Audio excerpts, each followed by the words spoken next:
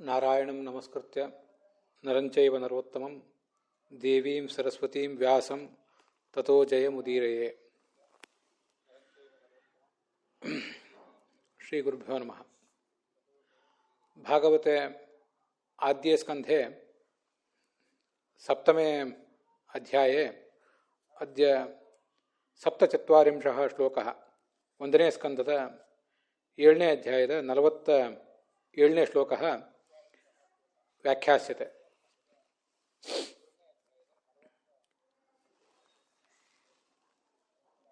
ಯಥಾ ಅಶ್ವತ್ಥಾಮ ಸುಪ್ತಃ ಸ್ವೀಯೇ ಸ್ವಪ್ನೆ ದದರ್ಶ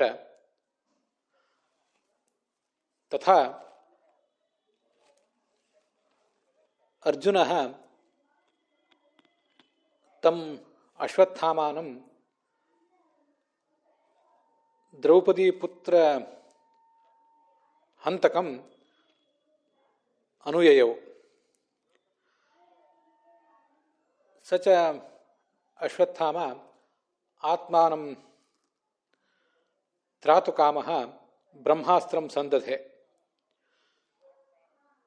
ಕೃಷ್ಣಸ್ಯ ಆಜ್ಞೆಯ ಅಯಮೇವ ಪಾರ್ಥಃ ಕಿರೀಟಮಾಲಿ ಉಭೇ ಅಪಿ ಬ್ರಹ್ಮಾಸ್ತ್ರೇ ಉಪಸಂಜಹಾರ. ತದನಂತರಂ ಪಾರ್ಥೋಯಂ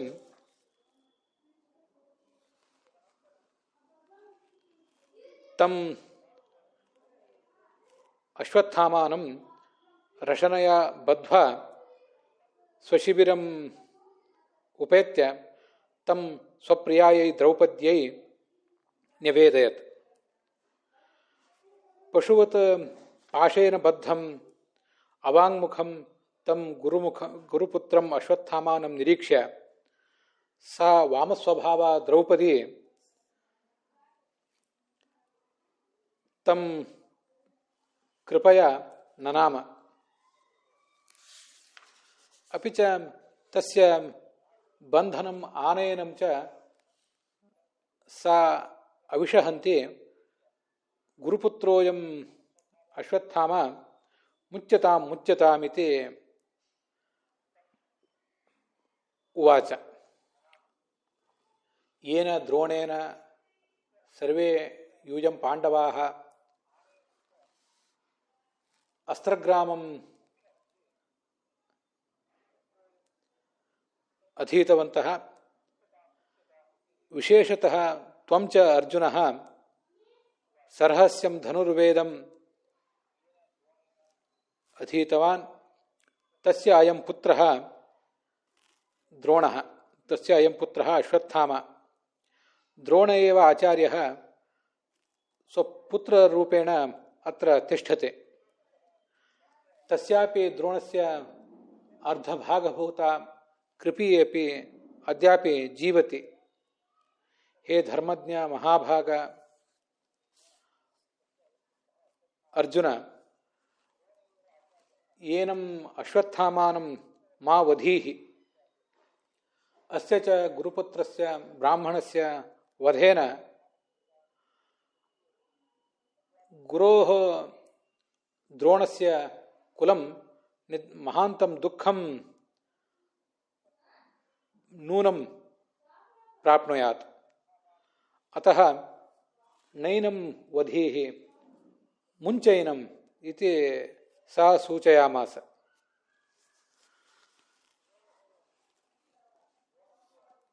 ಈ ಅಶ್ವತ್ಥಾಮ ದ್ರೌಪದಿಯ ಮಕ್ಕಳೆಲ್ಲರನ್ನೂ ಹಾಗೆ ಪಾಂಚಾಲರೆಲ್ಲರನ್ನೂ ಕೂಡ ಕಾಳರಾತ್ರಿಯಲ್ಲಿ ತುಂಡರಿಸಿದ. ಅದಾದ ಮೇಲೆ ಕೃಪಾ, ಅಶ್ವತ್ಥಾಮ ಮತ್ತು ಕೃತವರ್ಮ ಅವರೆಲ್ಲರೂ ಕೂಡ ಅಲ್ಲಿಂದ ಓಡಿ ಹೋದರು. ಅಶ್ವತ್ಥಾಮನಿಗೆ ಆಗೊಂದು ಸ್ವಪ್ನ ಬಿದ್ದಿತ್ತು, ಸ್ಕಂದ ಪುರಾಣ ಹೇಳುವಂತೆ. ರಾತ್ರಿ ದಣದು ಮಲಗಿದ್ದಾಗ ತನ್ನನ್ನು ಅರ್ಜುನ ಕೃಷ್ಣ ಇಬ್ಬರು ಬೆನ್ನಟ್ಟಿ ಬಂದಿದ್ದಾರೆ. ಅರ್ಜುನ ತನ್ನನ್ನು ಕೊಲ್ಲಿಕ್ಕೆ ಬಂದಾಗ ತಾನು ಬ್ರಹ್ಮಾಸ್ತ್ರ ಪ್ರಯೋಗ ಮಾಡಿದ್ದೇನೆ, ಆ ಬ್ರಹ್ಮಾಸ್ತ್ರವನ್ನು ತನಗೆ ಉಪಸಂಹರಿಸಿಕೊಳ್ಳಿಕ್ಕಾಗದೆ ಹೋದಾಗ ಅರ್ಜುನನೇ ಆ ಎರಡೂ ಬ್ರಹ್ಮಾಸ್ತ್ರಗಳನ್ನು ಉಪಸಂಹರಿಸಿಕೊಂಡಿದ್ದಾನೆ. ಮುಂದೆ ತನ್ನನ್ನು ಹೆಡೆಮುರಿ ಕಟ್ಟಿ ತಮ್ಮ ಶಿಬಿರಕ್ಕೆ ಕರೆದೊಯ್ದಿದ್ದಾನೆ. ಅಲ್ಲಿ ದ್ರೌಪದಿ ಈ ಗುರುಪುತ್ರನಿಗೆ ನಮಸ್ಕಾರ ಮಾಡಿದ್ದಾಳೆ. ತಾನೇ ಸ್ವಯಂ ಸಂಕಟದಲ್ಲಿದ್ದರೂ ಕೂಡ ಆತನನ್ನು ಬಿಡಿಸಬೇಕು, ಗುರುಪುತ್ರನಿಗೆ ಈ ಥರದ ಅನ್ಯಾಯ ಆಗಬಾರದು ಅಂತ ಭಾವಿಸಿ ಅವನನ್ನು ಬಿಟ್ಟುಬಿಡಿ, ಗುರುಪುತ್ರ ಈತ, ಗುರುಗಳ ಆ ವಂಶಕ್ಕೆ, ದ್ರೋಣರ ಆ ವಂಶಕ್ಕೆ ಇಂಥ ಒಂದು ದುಃಖ, ಇಂಥ ಒಂದು ಅಪಚಾರ ನಮ್ಮಿಂದ ಆಗದೇ ಹೋಗಲಿ, ಅವನನ್ನು ಬಿಟ್ಟುಬಿಡಿ ಅಂತ ಅವಳು ಪಾಂಡವರನ್ನು ಎಲ್ಲರನ್ನು ಕೂಡ ಕೇಳ್ಕೊಂಡ್ಳು. ಅಲ್ಲಿಗೆ 46ನೇ ಶ್ಲೋಕ ಮುಗಿದಿತ್ತು. ನಾವು ಹಿಂದಿನ ಕಥಾ ನೋಡಿದಾಗ, ಮಾರೋದೀದ್ ಅಸ್ಯ ಜನನಿ ಗೌತಮಿ ಪತಿದೇವತಾ ಯಥಾಹಂ ಮೃತವತ್ಸಾರ್ಥ ರೋದಿಮಿ ಅಶ್ರುಮುಖಿ ಮುಹುಹು. ಇಲ್ಲಿ ಉಳಿದೆಲ್ಲ ವ್ಯಾಖ್ಯಾನಗಳನ್ನು ಕೂಡ ನೋಡುವ ಅಗತ್ಯ ಏನೂ ಇಲ್ಲ, ಅದರಲ್ಲಿ ಏನು ವಿಶೇಷ ಅಂಶಗಳೇನೋ ನಮಗೆ ಕಾಣಿಸೋದಿಲ್ಲ. ಆದ್ದರಿಂದ ಕೇವಲ ವಿಜಯಧ್ವಜರು ಮತ್ತು ಯಾದವಾರ್ಯರ ಅಂಶಗಳನ್ನು ಕೂಡ ನಾವು ಗಮನಿಸಿ ಮುಂದೆ ಹೋದರೆ ಸಾಕು. ಈ ಅಶ್ವತ್ಥಾಮನ ತಾಯಿ ಅವಳು ಗೌತಮ ಗೋತ್ರದಲ್ಲಿ ಹುಟ್ಟಿದವಳು. ಪತಿದೇವತ, ತನ್ನ ಗಂಡ ದ್ರೋಣನನ್ನೇ ಪತಿ ಅಂತ ಭಾವಿಸಿದವಳು.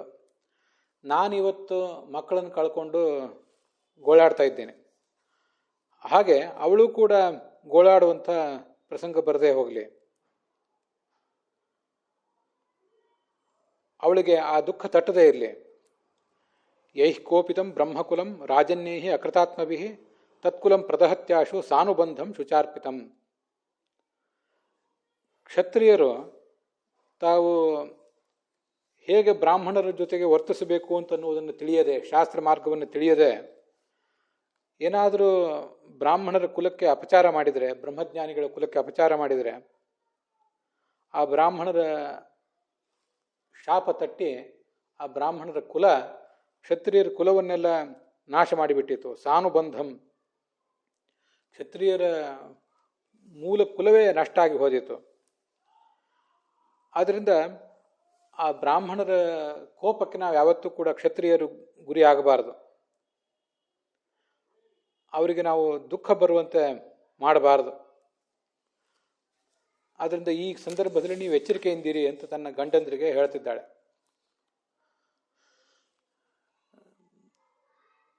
ಧರ್ಮ್ಯಂ ನ್ಯಾಯಂ ಸಕರುಣಂ ನಿರ್ವ್ಯಲೀಕಂ ಸಮಂ ಮಹತ್ ರಾಜಾ ಧರ್ಮಸುತೋ ರಾಜ್ಞಾ ಪ್ರತ್ಯನಂದ ಧ್ವಚೋದ್ವಿಜಾ.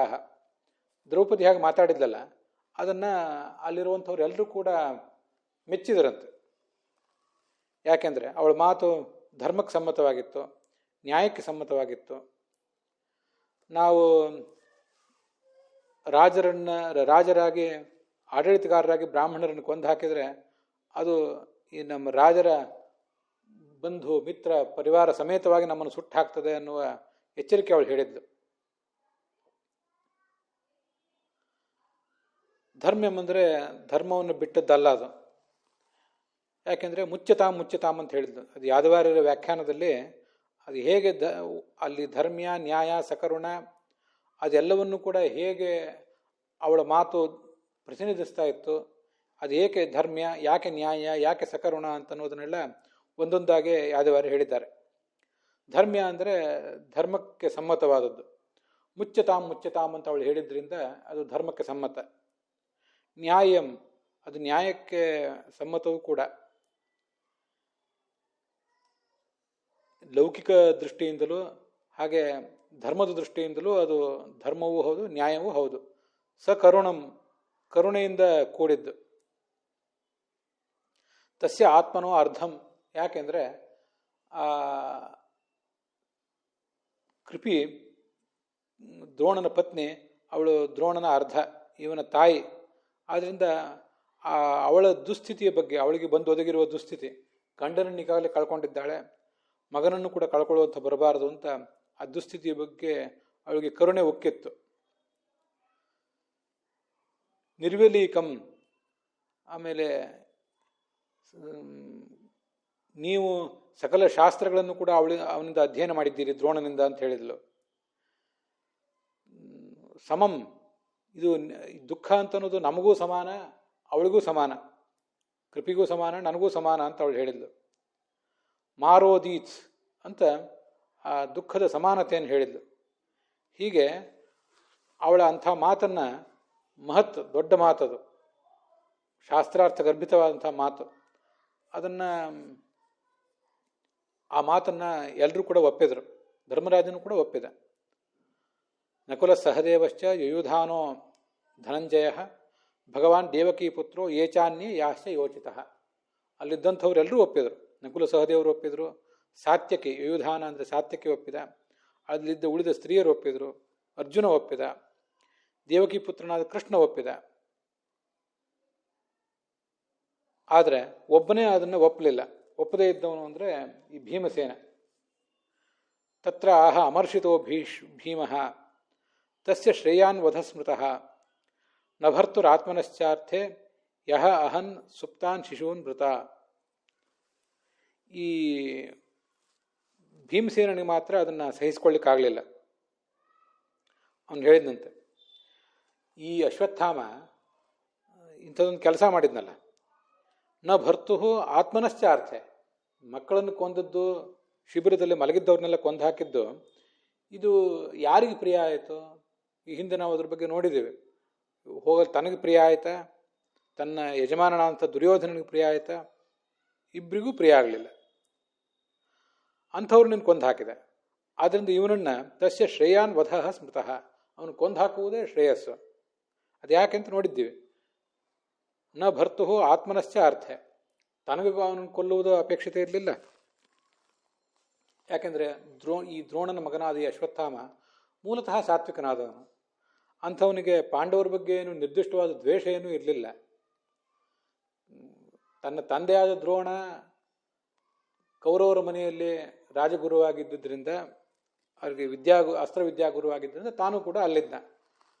ಅಶ್ವತ್ಥಾಮ ಆ ದುರ್ಯೋಧನ, ದುಶ್ಯಾಸನ, ಕರ್ಣ ಇತ್ಯಾದಿಗಳ ಸಹವಾಸದಿಂದ ಅವ್ರ ಜೊತೆ ಇದ್ನೇ ಹೊರತು, ಅವ್ರ ಜೊತೆ ಯುದ್ಧ ಮಾಡ್ತಿದ್ನೇ ಹೊರತು, ಅವನು ಮೂಲತಃ ಸ್ವಭಾವದ ದೃಷ್ಟಿಯಿಂದ ಇಂಥ ನೀಚ ಕೃತ್ಯವನ್ನು ಮಾಡುವಂಥವನು ಅಲ್ಲ. ಅದು ನನ್ನ ಭರ್ತು, ಇವನ ಯಜಮಾನನಾದಂಥ ದುರ್ಯೋಧನನಿಗಾದರೂ ಅದರಿಂದ ಏನಾನು ಅನುಕೂಲ ಆಯ್ತಾ? ಅವನು ಅನುಕೂಲ ಆಗಿಬಿಡಬೇಕು, ನನ್ನ ಮಕ್ಕಳು ರಾಜ್ಯವನ್ನು ಆಳದೆ ಹೋದರೆ ಪಾಂಡವರ ಮಕ್ಕಳು ಕೂಡ ಆಡಬಾರ್ದು ಅಂತ ಹೀಗೆಲ್ಲ ಏನೇನೋ ಹಂಚಿಕೆ ಮಾಡಿದ್ದ. ಆದರೆ ಯಾವುದು ಕೂಡ ಈಡೇರಲಿಲ್ಲ. ಇವನು ಈ ಥರ ಮಾಡಿದ್ದು ಪಾಂಡವರನ್ನು ಕೊಲ್ಲಿಕ್ಕಾಗಲಿಲ್ಲ. ಪಾಂಡವರ ಮಕ್ಕಳು, ದ್ರೌಪದಿಯ ಮಕ್ಕಳನ್ನು ಕೊಂದ. ಆದರೆ ಪಾಂಡವರ, ಅದರಲ್ಲಿ ಮಧ್ಯಮ ಪಾಂಡವನಾದ ಅರ್ಜುನನ ಮಗನಾದ ಅಭಿಮನ್ಯು ಸತ್ತಿದ್ದ. ಅಭಿಮನ್ಯುವಿನ ಪತ್ನಿ ಉತ್ತರೆಯ ಗರ್ಭದಲ್ಲಿ ಪರೀಕ್ಷಿತಿದ್ದ. ಅವನ ಮೇಲೆ ಇದನ್ನು ಇವನು ಪ್ರಯೋಗ ಮಾಡಬೇಕು ಅಂತ ಹೋದ್ರೂ ಕೃಷ್ಣ ಅದನ್ನು ತಾನು ಪ್ರತಿಜ್ಞೆ ಮಾಡಿ, ಪಶ್ಚಿಮೇ ತಪಸೋ ವೀರ್ಯಂ ಸತ್ಯಸ್ಯ ಚ ನರಾಧಮ, ನನ್ನ ತಪಸ್ಸಿನ ಶಕ್ತಿ ಅಂಥದ್ದು, ಸತ್ಯದ ಶಕ್ತಿ ಅಂಥದ್ದು ಅಂತ ನೋಡು, ನಾನು ತೋರಿಸ್ತೀನಿ ಅಂತ ಅವನಿಗೆ ಸವಾಲು ಹಾಕಿದ್ದ. ಆದ್ದರಿಂದ ಕೃಷ್ಣನ ವೇದವ್ಯಾಸರ ಸಂಕಲ್ಪ ಶಕ್ತಿಯ ಮುಂದೆ ಆ ದುರ್ಯೋಧನನ ದುರ್ಬುದ್ಧಿ, ದುರಾಲೋಚನೆ ಯಾವುದೂ ಈಡೇರಲಿಲ್ಲ. ನಮಗಿದು ಗೊತ್ತಿದೆ. ಹಾಗಿರುವಾಗ ಇದು ಯಾರಿಗಾದರೂ ಇದರಿಂದ ಉಪಯೋಗ ಆಯಿತಾ? ದ್ರೌಪದಿಯ ಮಕ್ಕಳು ಬದುಕಿದ್ರೆ ಅಥವಾ ಧೃಷ್ಟದ್ಯುಮ್ನಾದಿಗಳು ಬದುಕಿದ್ರೆ ಇನ್ನು ಆಗುವುದೇನಿತ್ತು? ಯುದ್ಧವೇ ಮುಗಿದು ಹೋಗಿತ್ತು. ದುರ್ಯೋಧನ ಸತ್ತು ಹೋಗಿದ್ದಾನೆ, ತೊಡೆ ಮುರಿದು ಬಿದ್ದಿದ್ದಾನೆ. ಇನ್ನು ದುರ್ಯೋಧನನಿಗೆ ಯಾವುದೇ ರೀತಿಯಾಗಿಯೂ ಸಾಮ್ರಾಜ್ಯ ಸಿಗುವಂತಿಲ್ಲ. ಅವನ ಮಕ್ಕಳು ಎಲ್ಲ ಸತ್ತು ಹೋಗಿದ್ದಾರೆ.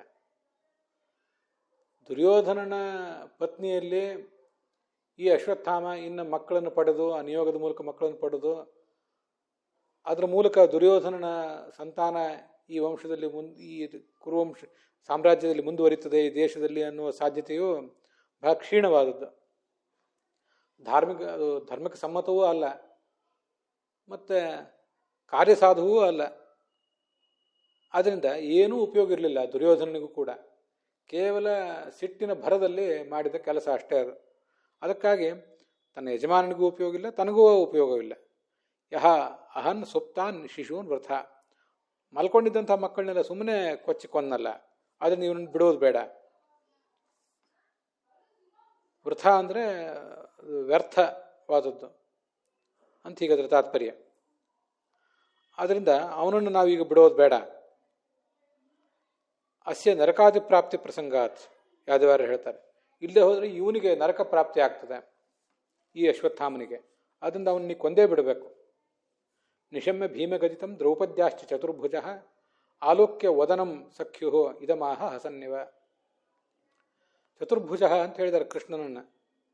ಅವನನ್ನು ಆ ಚತುರ್ಭುಜನಾದ ಕೃಷ್ಣ ಭೀಮ ಹೇಳಿದ್ದನ್ನು ಕೇಳಿದ, ದ್ರೌಪದಿ ಹೇಳಿದ್ದನ್ನು ಕೇಳಿದ, ಕೊಲ್ಲಬೇಡ್ರಿ ಅಂತ ಹೇಳಿದವಳು ಹೇಳಿದ್ಲು. ತನ್ನ ಗೆಳೆಯನಾದ ಅರ್ಜುನನ ಮುಖ ನೋಡಿದ, ಹಸನ್ನಿವ, ಅವನ ಮುಖ ನೋಡಿ ನಗತಾ ಈ ಮಾತಿನಂತೆ ಹೇಳಿದ. ಚತುರ್ಭುಜ ಅಂತ ಅಲ್ಲಿ ಪ್ರಯೋಗ ಇದೆ. ಕೃಷ್ಣನಿಗೆ ಬೇರೆ ಏನೂ ಶಬ್ದ ಇಲ್ಲ, ಚತುರ್ಭುಜ ಅಂತ ಮಾತ್ರ ಒಂದು ಪ್ರಯೋಗ. ಈ ಚತುರ್ಭುಜ ಅಂತ ಯಾಕೆ ಹೇಳಿದ್ದಾರೆ ಅಂತ ಅನ್ನೋದನ್ನು ವಿಜಯಧ್ವಜರಾಗಲಿ ಯಾದವಾರ್ಯರಾಗಲಿ ಏನೂ ಹೇಳಲಿಲ್ಲ. ಅದನ್ನು ಹೇಳಿದವರು ಒಬ್ಬರು ಶ್ರೀಧರಿಯ ವ್ಯಾಖ್ಯಾನದಲ್ಲಿ ಮಾತ್ರ. ಅದು ಕೂಡ ಅಷ್ಟೇನು ಸಮಾಧಾನ ಕೊಡುವಂಥದ್ದಿಲ್ಲ, ಸುಮ್ಮನೆ ಹೇಳಿದೆ ಅಷ್ಟೆ. ಯಾಕೆಂದರೆ ಅವ್ರು ಹೇಳ್ತಾರೆ, ಭೀಮೇ ತಮ್ಮ ಹಂತುಂ ಪ್ರವೃತ್ತೆ, ಅವನು ಕೊಂದೇ ಬಿಡಬೇಕು ಅಂತ ಹೊರಟಿದ್ದ ಭೀಮ. ದ್ರೌಪದ್ಯಾಂಶ ಅನಿಚ್ಛಂತ್ಯಾಂ, ದ್ರೌಪದಿ ಅವನು ಕೊಲ್ಲುವುದು ಬೇಡ ಅಂತ ಆಲೋಚನೆ ಮಾಡಿದ್ಲು. ಈಗ ಸಹಸಾ ತನ್ನಿವಾರಣೆ ಪ್ರವೃತ್ತಾಯಾಮ್, ಅದರಿಂದ ಕೊಲ್ಲುವುದನ್ನು ಬೇಡ ಅಂತ ಆಲೋಚನೆ ಮಾಡಿ ನಿಲ್ಲಿಸ್ಲಿಕ್ಕೆ ಹೊಂಟಿದ್ದವಳು. ಉಭಯೋ ಸನ್ನಿವಾರಣಾಯ ಆವಿಷ್ಕೃತ ಚತುರ್ಭುಜ. ಇವೆರಡನ್ನೂ ಅವನು ತಡಿಬೇಕಲ್ಲ. ಈ ಕಡೆ ಭೀಮನನ್ನು ತಡಿಬೇಕು, ಭೀಮನನ್ನು ನಿಲ್ಲಿಸಬೇಕು, ದ್ರೌಪದಿಯನ್ನು ನಿಲ್ಲಿಸಬೇಕು. ಅವಳಿಗೂ ತಡೆ ಹಾಕಬೇಕು, ಭೀಮನಿಗೂ ತಡೆ ಹಾಕಬೇಕು. ಅಥವಾ ಭೀಮನ ಮಾತು ನಡೀಬೇಕು, ದ್ರೌಪದಿಯ ಮಾತು ನಡೀಬೇಕು. ತನ್ನಿವಾರಣಾಯ ಉಭಯೋ ಸನ್ನಿವಾರಣಾಯ ಅಂತಾರೆ ಶ್ರೀಧರಿಯ ವ್ಯಾಖ್ಯಾನದಲ್ಲಿ. ಇಬ್ಬರನ್ನು ತಡಿಬೇಕಾಗಿದೆ. ಇಬ್ಬರನ್ನು ತಡಿಬೇಕಾದ್ರೆ ಇವನು ಸಹಸ ಆವಿಷ್ಕೃತ ಚತುರ್ಭುಜ, ಸಹಸ ಅಂತಿಲ್ಲ, ಆವಿಷ್ಕೃತ ಚತುರ್ಭುಜ. ಆ ಕಾಲದಲ್ಲಿ ತನ್ನ 4 ಭುಜಗಳನ್ನು ಅವನು ತೋರಿಸಿಕೊಂಡ ಅಂತ. 2 ಭುಜಗಳು ಯಾವಾಗಲೂ ಇರ್ತಿತ್ತು, 2 ಭುಜಗಳನ್ನು ತೋರಿಸಿಕೊಂಡ. 2 ಭುಜಗಳಿಂದ ಭೀಮಸೇನನನ್ನು ತಡೆದು ನಿಲ್ಲಿಸುವವನಂತೆ, 2 ಭುಜಗಳಿಂದ ದ್ರೌಪದಿಯನ್ನು ಸಂತೈಸುವವನಂತೆ, ಅವಳನ್ನೂ ತಡೆದು ನಿಲ್ಲಿಸುವವನಂತೆ ಇವನು ಆ ಚತುರ್ಭುಜನಾಗಿ ಆ ಸಂದರ್ಭದಲ್ಲಿ ಕಾಣಿಸಿಕೊಂಡ ಅಂತ ಅವರು ವ್ಯಾಖ್ಯಾನ ಮಾಡಿದ್ದಾರೆ. ವ್ಯಾಖ್ಯಾನ ನೋಡಲಿಕ್ಕೆ ಕೇಳಲಿಕ್ಕೆ ತುಂಬ ಚೆನ್ನಾಗಿದೆ. ಚತುರ್ಭುಜನಾದ ಭಗವಂತ 2 ಕೈಗಳಿಂದ ದ್ರೌಪದಿಯನ್ನು, 2 ಕೈಗಳಿಂದ ಭೀಮಸೇನನನ್ನು ಹಿಡಿದು ನಿಲ್ಲಿಸಿದ ಅಂತ. ಆದರೆ ಚತುರ್ಭುಜ 4 ಭುಜಗಳು, 4 ಭುಜಗಳ ಸ್ವರೂಪ ಅವನಿಗೆ ಇಂಥ ಅಪರೂಪ ಸಂದರ್ಭದಲ್ಲಿ ಮಾತ್ರ ವ್ಯಕ್ತ ಆಗ್ತಿತ್ತ ಹೇಗೆ ಅನ್ನೋದನ್ನು ಸ್ವಲ್ಪ ಆಲೋಚನೆ ಮಾಡಿಬಿಟ್ರೆ ಇದೆಲ್ಲ ನಮಗೆ ಗೊತ್ತಾಗ್ತದೆ. ಅದ್ರ ಬಗ್ಗೆ ಒಂದು ಸ್ಪಷ್ಟವಾದ ಚಿತ್ರಣ ಬರುವುದು ಸಾಧ್ಯ. ಭಗವಂತ ನಮಗಿದೊಂದು ಸ್ವಾರಸ್ಯದ ಸಂಗತಿ, ಹಿಂದೆ ಕೂಡ ಕೆಲವು ಪ್ರವಚನಗಳಲ್ಲಿ ಹೇಳಿದ್ದೆ, ಅವನು ಎಲ್ಲ ಸಂದರ್ಭದಲ್ಲಿಯೂ ಕೂಡ ಚತುರ್ಭುಜನೇ ಆಗಿರ್ತಿದ್ದ ಕೃಷ್ಣ ವಿಶೇಷತಃ. ಅದಕ್ಕೆ ಕೆಲವು ಪ್ರಸಂಗಗಳನ್ನು ನಾನು ಇಲ್ಲಿಗ ಉದ್ಧರಿಸಬೇಕು. ಒಂದು, ವಿಶ್ವರೂಪ ದರ್ಶನ ಮಾಡಿಸಿದ್ನಲ್ಲ ಅರ್ಜುನನಿಗೆ. ಆಗ ದೃಷ್ಟಾದ್ಭುತಂ ರೂಪಮುಗ್ರಂ ತವೇದಂ, ನಿನ್ನ ಭಯಂಕರವಾದ ಈ ರೂಪವನ್ನು ನೋಡಿ ನಾನು ಭಯಭೀತನಾಗಿದ್ದೇನೆ. ಆದ್ದರಿಂದ ತೇನೇವ ರೂಪೇಣ ಚತುರ್ಭುಜೇನ, ಆ ಹಿಂದಿನ ಆ ಚತುರ್ಭುಜ ರೂಪದಿಂದಲೇ ನನಗೆ ನೀನು ದರ್ಶನ ಕೊಡು, ನನಗೆ ಸಮಾಧಾನ ಆಗುವಂತೆ, ನನ್ನ ಮನಸ್ಸಿಗೆ ಕಳವಳ ದೂರ ಆಗುವಂತೆ ನೀನು ಆ ಹಿಂದಿನ ಚತುರ್ಭುಜ ರೂಪವನ್ನೇ ತೋರಿಸು ಅಂತ ಕೇಳ್ಕೊಂಡಿದ್ದಾನೆ. ಹಾಗಾದರೆ ಆ ರಥದಲ್ಲಿ ಅವನು ಸಾರಥಿಯಾಗಿರುವ ಸಂದರ್ಭದಲ್ಲಿಯೂ ಕೂಡ ಅವನು ಇದ್ದದ್ದು ಚತುರ್ಭುಜನಾಗಿಯೇ, ಅವನು ದ್ವಿಭುಜನಾಗಿ ಇರ್ತಿದ್ದಿಲ್ಲ, ಚತುರ್ಭುಜನಾಗಿಯೇ ಕೃಷ್ಣ ಆ ಕೃಷ್ಣಾವತಾರದಲ್ಲಿ ಬಹುತೇಕ ಸಂದರ್ಭಗಳಲ್ಲಿ ಕಾಣಿಸ್ಕೋತಾ ಇದ್ದ ಅಂತ ನಂದೊಂದು ಆಲೋಚನೆ. ಹೀಗೆ ಚತುರ್ಭುಜನಾಗಿಯೇ ನನಗೆ ನೀನು ತೋರಿಕೋ ಅಂತ ಅರ್ಜುನ ಕೇಳ್ಕೊಂಡಿದ್ದಾನೆ. ಒಂದು. ಇನ್ನೊಂದು ಪ್ರಸಂಗ, 2 ಪ್ರಸಂಗಗಳನ್ನು ಹೇಳ್ತೇನೆ. ಈ ಕಾಲಯವನ ಕೃಷ್ಣನನ್ನು ಸಂಹರಿಸಲಿಕ್ಕೆ ಅಂತ ಬೆನ್ನಟ್ಟಿ ಬರ್ತಾ ಇದ್ನಲ್ಲ, ತನ್ನ 300 ಕೋಟಿ ಅಕ್ಷೋಹಿಣಿ ಸೈನ್ಯವನ್ನು ಬೆನ್ನಿಗೆ ಕಟ್ಟಿಕೊಂಡು. ಆಗ ಕೃಷ್ಣ ಆ ಮುಚುಕುಂದ ಮಲಗಿದ ಗುಹೆಯಲ್ಲಿ ಪ್ರವೇಶ ಮಾಡಿದ್ನಲ್ಲ, ಚತುರ್ಭುಜನಾಗಿ ಹೋಗ್ತಾ ಇದ್ದ ಅವನು ಅಂತ ಅಲ್ಲಿ ಒಂದು ಕಡೆ ವರ್ಣನ ಇದೆ. ಇದು ಕೆಲವು ಭಾಗವತದಲ್ಲಿರಬಹುದು, ಕೆಲವು ಹರಿವಂಶದಲ್ಲಿರಬಹುದು, ಹೀಗೆ ಬೇರೆ ಬೇರೆ ಕಡೆ ಇದು ವರ್ಣಿತ ಆಗಿರಬಹುದು. ಭಾಗವತದಲ್ಲಿದ್ದುದನ್ನು ಪ್ರಧಾನವಾಗಿ ಹೇಳಿದ್ದೇನೆ ಅಷ್ಟೆ. ಆಗ ಚತುರ್ಭುಜನಾಗಿದ್ದ. ಮತ್ತೆ ದ್ರೌಪದಿಯ ಜೊತೆಗೆ ಪ್ರಣಯ ಕಲಹ ಮಾಡಿದ ಅಂತ ಇನ್ನೊಂದು ವರ್ಣನ ಇದೆ ಭಾಗವತದ 10ನೇ ಸ್ಕಂದದಲ್ಲಿ. ಅಲ್ಲಿ ಆ ದ್ರೌಪದಿಯನ್ನು ಅವನು ಛೇಡಿಸಿದ್ದ. ನನಗೆ ನಿನ್ನಿಂದ ಏನಾಗಬೇಕಾಗಿಲ್ಲ, ನೀನು ನನ್ನನ್ನು ಬಿಟ್ಟು ಮತ್ತೆ ಯಾರೋ ಶಿಶುಪಾಲನೋ ಮತ್ತೆ ಯಾರೋ ಜರಾಸಂಧನೋ ಅವ್ರ ಬಳಿಗೆ ಹೋಗೋಳಿದ್ರು ಹೋಗಬಹುದು ಅಂತ ಹೀಗೆ ಅವಳ ಬಗ್ಗೆ ಮಾತಾಡಿದ್ದ. ಅದೆಲ್ಲ ಪ್ರಣಯ ಕಲಹದ ಮಾತಾಗಿತ್ತಷ್ಟೆ. ಅಯಂ ಹಿ ಪರಮೋ ಲಾಭ ಗೃಹೇಶು ಗೃಹಮೇಧಿನಾಂ ಎನ್ ನರ್ಮೈರ್ನೀಯತೆ ಯಾಮಹ ತೋರಿಸ್ಕೊಂಡಿದ್ದ. ಆದರೆ ಅವಳಿಗೆ ಈ ಗಂಡ ಈ ಥರ ನಾನು ಮಾತಾಡ್ತಿದ್ದಾನಲ್ಲ, ತನ್ನ ನೀನು ಪರಿತ್ಯಾಗ ಮಾಡೇ ಬಿಡ್ತಾನೇನೋ ಅಂತ ಭಯ ಹುಟ್ಟಿತ್ತು.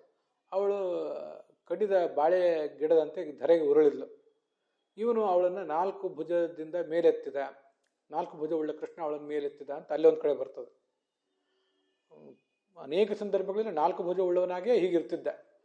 ಪ್ರಾಯ ಇಡೀ ಕೃಷ್ಣಾವತಾರದಲ್ಲ ಹಾಗೇ ಇರ್ತಿದ್ದ ಅಂತ. ಚತುರ್ಭುಜಂ ಶಂಖ ಗದಾದ್ಯುಧಾಯುಧಂ, ಹುಟ್ಟುವಾಗಲೂ 4 ಭುಜ ಉಳ್ಳವನಾಗಿದ್ದ. ಆದರೆ ಆಯುಧಗಳು ಮಾತ್ರ ಎಲ್ಲ ಸಂದರ್ಭದಲ್ಲೂ ಏನು ಇರ್ತಿರ್ಲಿಲ್ಲ. ಪ್ರಾಯ ಆಯುಧ, ಆ ಕೊಳಲು ಎಲ್ಲ ಸಂದರ್ಭದಲ್ಲೂ ಇರ್ತಿರ್ಲಿಲ್ಲ. ಅವನು ಆಲೋಚನೆ ಮಾಡಿದಾಗ ಕೊಳಲು ಬರ್ತಿತ್ತು.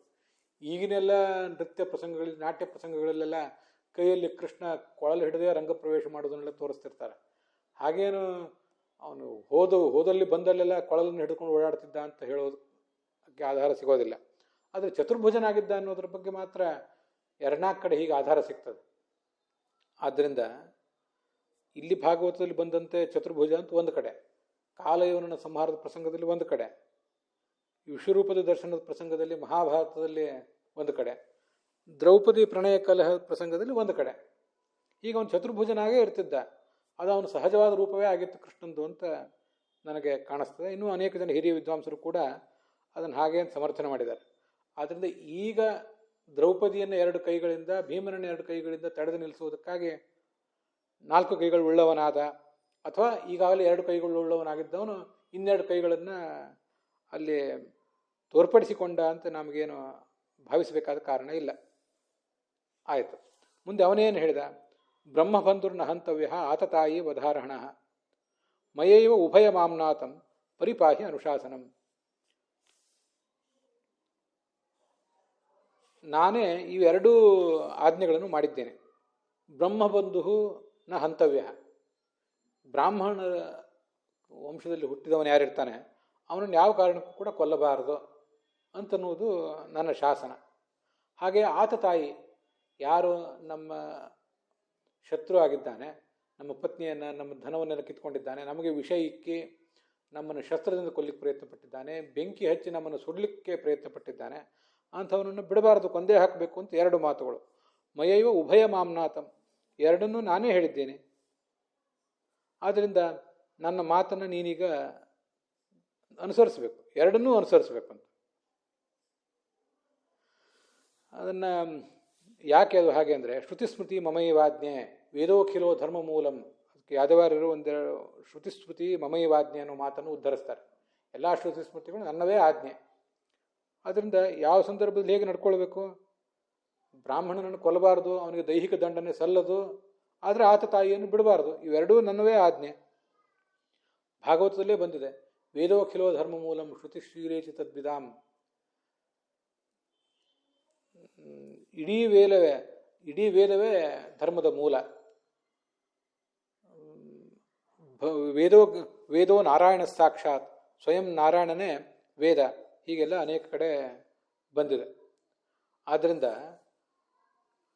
ಮಯವೇ ಉಭಯ ಮಾಮ್ನಾಥಂ, ಎರಡನ್ನೂ ಹೇಳಿದವನು ನಾನೇ. ಆದ್ದರಿಂದ ನೀನೀಗ ಅದರಂತೆ ನಡ್ಕೊಳ್ಬೇಕು. ಕುರು ಪ್ರತಿಶ್ರುತಂ ಸತ್ಯಂ, ಮತ್ತು ನೀನು ಬೇರೆ ಪ್ರತಿಜ್ಞೆ ಬೇರೆ ಮಾಡಿದ್ದೆ ಹಿಂದೆ ದ್ರೌಪದಿ ಎದುರಿಗೆ, ಅವನನ್ನು ಹಿಡಿದು ಕರೆದುಕೊಂಡು ಬಂದು ನಿನ್ನ ಎದುರಿಗೆ ತಂದು ತೋರಿಸ್ತೇನೆ ಅಂತ. ಆ ಪ್ರತಿಜ್ಞೆಯನ್ನು ಸತ್ಯ ಮಾಡಬೇಕು.